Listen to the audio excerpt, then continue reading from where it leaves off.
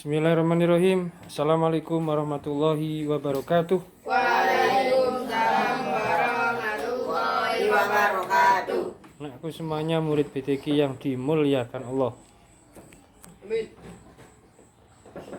Perlu Pak Ustadz sampaikan pada malam hari ini mengenai sejarah, ya, sejarah bangsa Indonesia, termasuk diantaranya, ya, mengenai kehebatan putra Indonesia, ya, yakni presiden kita yang pertama. Siapa namanya?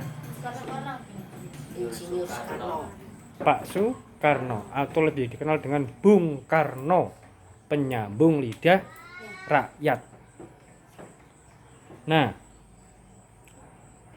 pada tahun 1960 Bung Karno diundang oleh PBB. Apa PBB? PBB. PBB, ya. Perserikatan Bangsa-Bangsa. Itu di luar negeri sana. Di sidang PBB tahun 60 itu pemimpin-pemimpin dunia kumpul, ya. Ada Amerika, ada, ya. Waktu itu ada Soviet atau Rusia, ya. Nah, di situ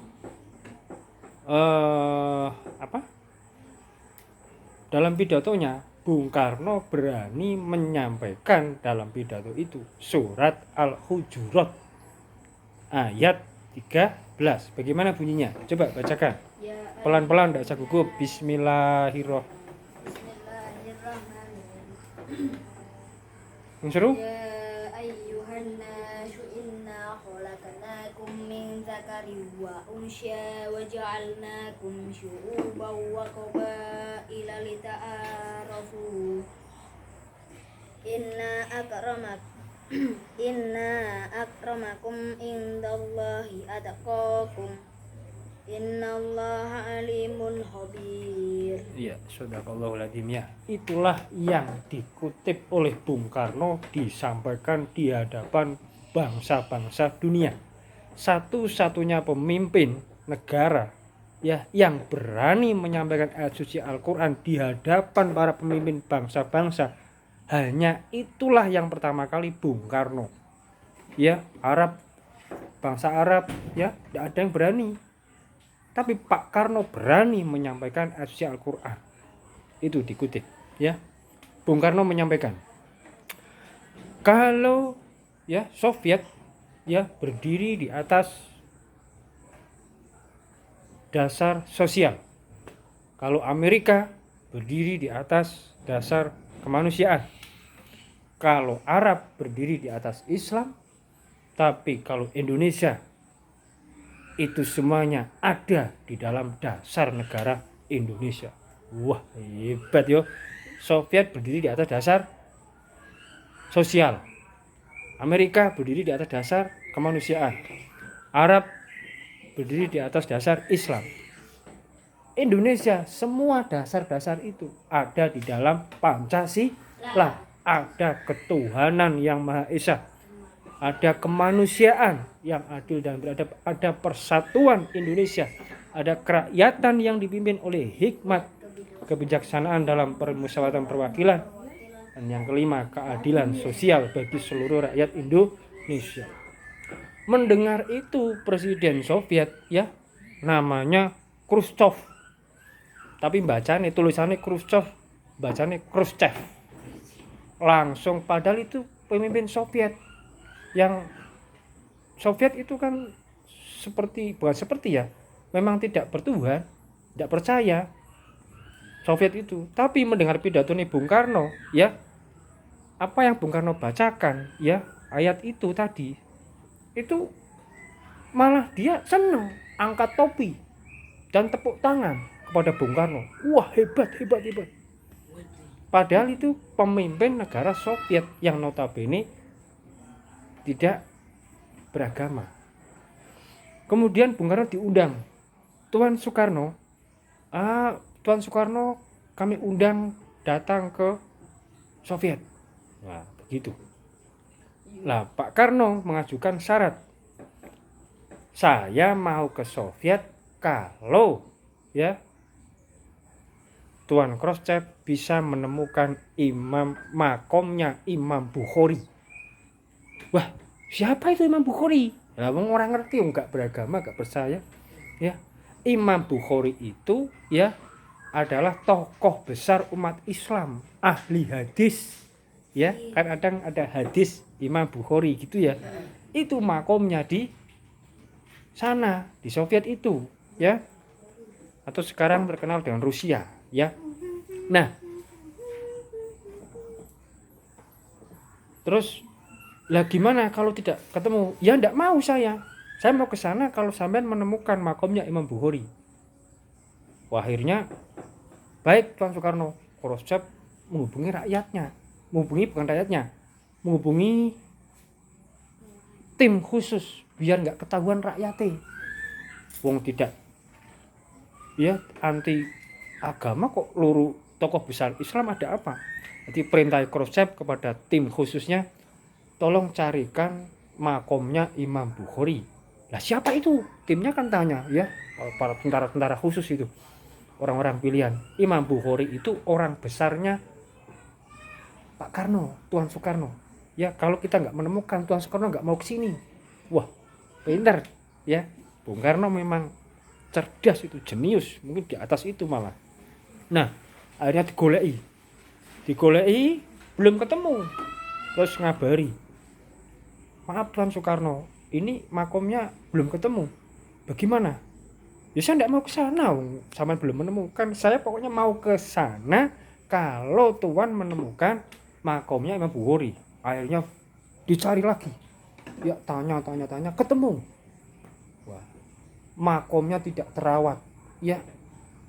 Situs makomnya Imam Bukhari tidak terawat, lusuh, kotor ya, banyak yang seperti mau hancur itu. Akhirnya telepon sama Bung Karno, Tuan Soekarno mohon maaf, minta kesempatan, kami diberi waktu seminggu. Ini makomnya sudah ditemukan, cuma tidak terawat kondisinya, hampir seperti puing-puing. Wah, selama seminggu itu dirapikan, dibuat bagus. Tapi belum seminggu Pak Karno sudah ke Soviet, sudah ke sana ya, mendarat di bandara Uzbekistan ya.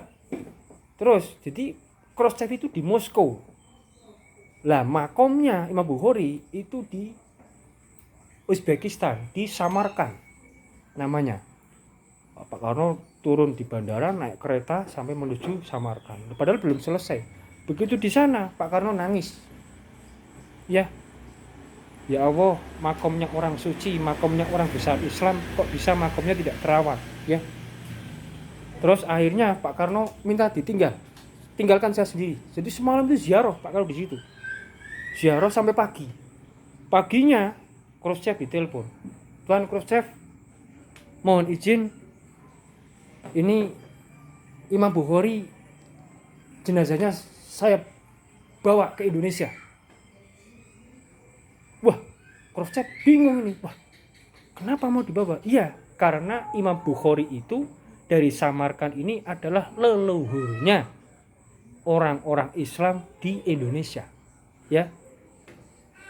Termasuk abahnya Sunan Ampel, Ibrahim Asmorokondi. Ya, makomnya ada di Indonesia. Itu dari Samarkand sana. Lah, akhirnya Khrushchev tidak gegabah, rembugan dulu sama mufti-mufti di sana juga ada seperti kiai-kiai. Ya, dikumpulkan, Khrushchev musyawarah. Bagaimana para mufti? Pak Karno kok minta Imam Bukhari ini agar jenazahnya diboyong ke Indonesia. Katanya Imam Bukhari itu leluhurnya ya orang-orang Islam di tempatnya Pak Karno. Kemudian para mufti musyawarah menyampaikan ke presidennya, ya, Tuan Khrushchev. Maaf Tuan Khrushchev, ya, Imam Bukhari ini orang suci, orang besar, ya, beliau ahli hadis. Kami menghormati apa yang diinginkan Tuan Soekarno, tapi mendengar Imam Bukhari akan dipindah ke Indonesia, apalagi ya petinya atau apanya itu ditimbang, beratnya berapa, akan diganti emas dari Indonesia. Yang penting diboyong. Itu tidak sebanding dengan kebesaran, kesucian Imam Bukhari. Ya. Terus akhirnya Khrushchev telepon, Pak Karno, Tuan Soekarno, mohon maaf. Ini kami menghormati pendapat permintaan Tuan Soekarno, tapi para mufti, para kiai di sana keberatan. Ya sudah, enggak apa-apa kalau enggak mau, tapi yang penting dirawat, dijaga dengan baik, jangan kayak gitu. Nangis saya melihat Imam Bukhari kayak gitu, makomnya tidak terawat. Wah, akhirnya dirawat di sana, ya, dirawat di sana. Di sana juga selain ada makomnya Imam Bukhari, ada makomnya Ahlu Sunnah wal Jamaah, tokoh Ahlu Sunnah wal Jamaah Imam Maturidi. Ada makomnya tokoh Naqsabandiyah Syekh Bahauddin. Ada makomnya Nabi Danieli. Wah, sudah pernah dengar? Ada makomnya Nabi Danieli, ya. Lah, sedikit Pak Ustadz berkisah, ya. Pada zaman Nabi Danieli, ya, itu terjadi wabah penyakit, ya, yang hampir sama kejadian saat ini di dunia. Isu itu tadi, ya. Lah, doanya itu, ya, yang digunakan, ya, pada zamannya Nabi Danieli itu, ya, itu pernah disampaikan kepada murid-murid BTQ. Mungkin tidak terasa kali ya. Ya, pernah waktu itu dibuatkan minuman dari jamu, terus dari BTQ dibagikan. Pernah enggak? Ingat enggak? Ya. Iya itu. Jadi pada zaman Nabi Danieli terjadi sebagian kisah demikian. Ada makomnya Nabi Danieli itu disamarkan. Nah, terus kemudian akhirnya makomnya orang-orang suci itu dirawat dengan baik, dijaga dengan baik. Akhirnya Pak Karno terkenal di sana. Julukannya Malaikat Samarkand. Ya, karena berkat Bung Karno yang tadinya tidak dirawat, dijaga, makomnya dijaga dengan baik. Situs-situs bersejarah umat Islam, tokoh-tokoh besar di sana dirawat dengan baik. Bahkan pernah suatu saat rombongan dari pesantren Majma' al-Bahrain Hubul Waton Minal Iman Siddiqiyah ziarah ke sana, wakil-wakilnya Pak Yai. Lah di sana itu kalau sholat, ya, waladolin aminnya liri. Enggak seperti di sini waladolin amin. Ya, mana-mana sing amin. Oh ya, amin. Kalau di sana pelan. Lah suatu ketika dalam rombongan itu dikandani oleh gaibnya, pemandunya. Nanti kalau sholat, ya, kalau waladolin di sini pelan, tidak seperti di tempat Bapak. Oh ya, lah rombongan kan ada 1, 2, 3. Lah yang mobil yang ke 1, ke 2 mungkin nggak dikandani sama gaibnya. Begitu sholat, waladolin amin yo. Liyane meneng iku dhewe seru. Begitu selesai ditanya, dari mana Pak? Bapak dari mana? Dari Indonesia. Oh, Pak Karno terkenal di sana. Rahmat artinya berkah untuk Indonesia, ya. Itu orang Indonesia, Pak Karno, ya, berhasil, ya, menemukan imamnya tokoh besar Islam, Imam Bukhari, ahli hadis. Baru dengar apa sudah pernah? Baru dengar. Ini sejarah, ya. Mau berkunjung dengan syarat temukan makomnya Imam Bukhari.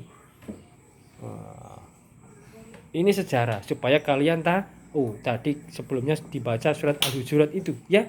Ya ayuhan nas, wahai manusia, inna khalaqnakum, sesungguhnya Allah menciptakan kamu min dzakari wa unsa, dari jenis laki-laki dan perempuan.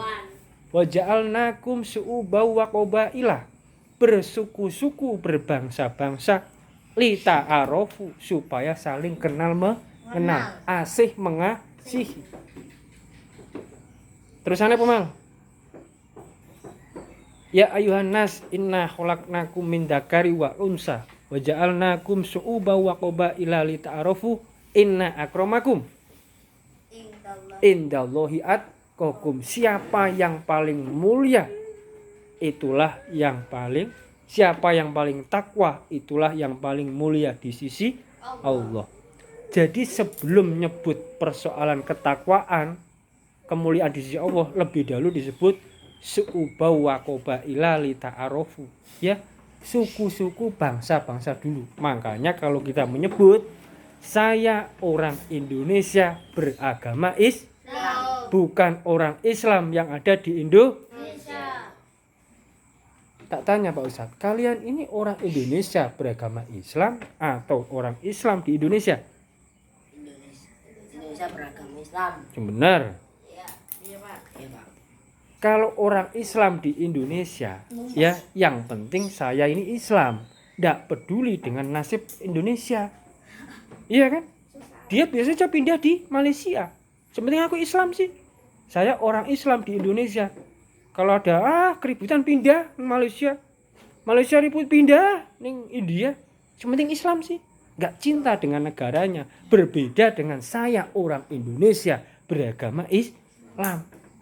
Maka ketika negaranya terancam, dia tergerak untuk membela. Ya, termasuk murid BTQ. Ya, kita ini murid BTQ orang Indonesia beragama Islam. Kalian calon penerus. Ya. Calon penerus apa bukan? Apa generasi penikmat yang seneng ngongkang-ngongkang? Ya ngongkang-ngongkang generasi penikmat sih. Nggak, kalian di BTQ dipelajari ya ilmu tentang Al-Qur'an, akhlakul karimah, cinta tanah air. Ya, demikian kisah sejarah bangsa yang perlu Pak Ustadz sampaikan kepada kalian. Ya, ini baru sebagian kecil. Rencana Pak Ustadz mau mengisahkan 1001 kisah. 1001 kisah.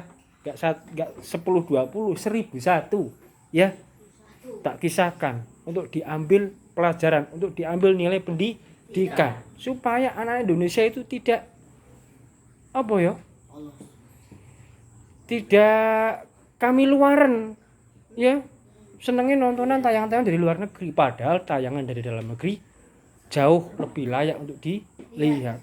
Yo bendino tayangan di azing-azing masuk, ya, dari negara ini masuk itu, ya, padahal tayangan dari dalam negeri lebih banyak yang lebih layak, ya, gitu ya. Demikian yang perlu Pak Ustadz sampaikan. Nanti kalau ada yang perlu ditanyakan, silakan ditanyakan setelah ini.